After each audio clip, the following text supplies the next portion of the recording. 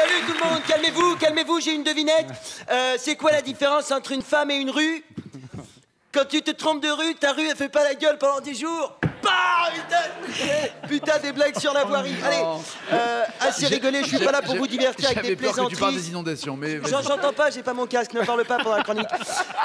Assez rigolé. Eh, tu me parles pas comme ça. Arrête, ça suffit, tu es viré, Nagui. Je suis pas là pour vous divertir, donc avec des plaisanteries sur le réseau routier urbain. Je suis là pour l'info, c'est l'heure de ma revue de presse. Et aujourd'hui, on va parler des cons. Ça va te plaire, Daniel. Jingle. Les cons, c'est très très bien. Quand on est con, on peut trouver du travail et être payé pour faire des éditos dans le journal Le Point. Alors, cette semaine, l'édito de Franz-Olivier Gibert était magique. Je cite, la France est soumise aujourd'hui à 2 menaces qui, pour être différentes, n'en mettent pas moins en péril son intégrité. Daesh et la CGT. Po, po, po, drop the mic. Oh, attendez, je reprends le mic. Non, mais moi, je quitte l'humour. Il est bien trop loin dans le game, Gibert. Il a réussi à mettre Daesh et la CGT dans la même phrase. Alors, en plus, moi, ça m'emmerde. Je suis pas un gros fan de la CGT à cause de leurs arrangements avec le gouvernement pour assurer une reconversion sympa quand le patron du syndicat part à la retraite.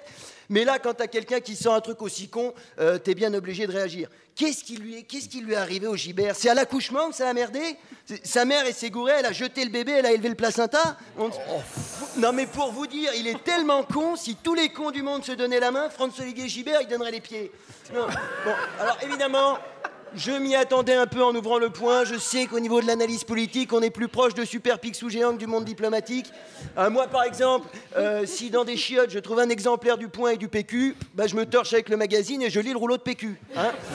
Mais là, les mecs ont frappé un grand coup. Daesh et la CGT, putain.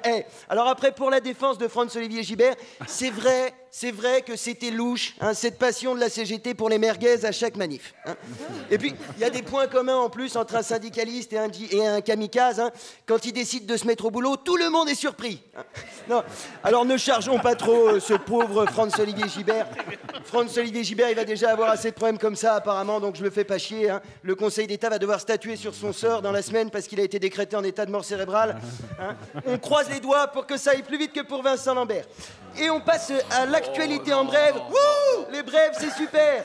On commence bien sûr avec ces inondations terribles. Hein, à Nemours, l'eau a envahi le centre-ville, dépassant la crue record de 1910.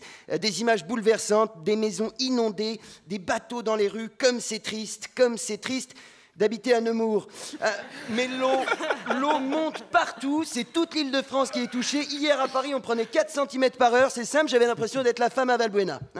Alors, mon conseil pour mieux vivre les inondations, à chaque mètre d'eau, rajoutez 20 cm de Ricard. Allez, je termine à l'international avec la branche libyenne de la CGT qui vient de revendiquer la mort de 48 soldats dans une opération kamikaze menée par un syndicaliste kényan. En Syrie, en revanche, la coalition menée par les États-Unis s'est attaquée à la ville de Minbej, hein, toujours aux mains des grévistes. Une offensive stratégique puisque c'est le principal point de passage vers la Turquie qui permet à Abou Philippe Martinez d'alimenter Raqqa, le fief de la CGT, en merguez et en autocollant. Voilà, alors quant à nous, on se retrouve la semaine prochaine pour ma chronique vie professionnelle et je vous donnerai des conseils sur l'attitude à adopter dans un entretien d'embauche. Alors par exemple, si vous vous appelez Abdelkrim, je vous conseille de rester chez vous et jouer à la PlayStation, vous gagnerez du temps. Merci de m'avoir écouté. France Inter.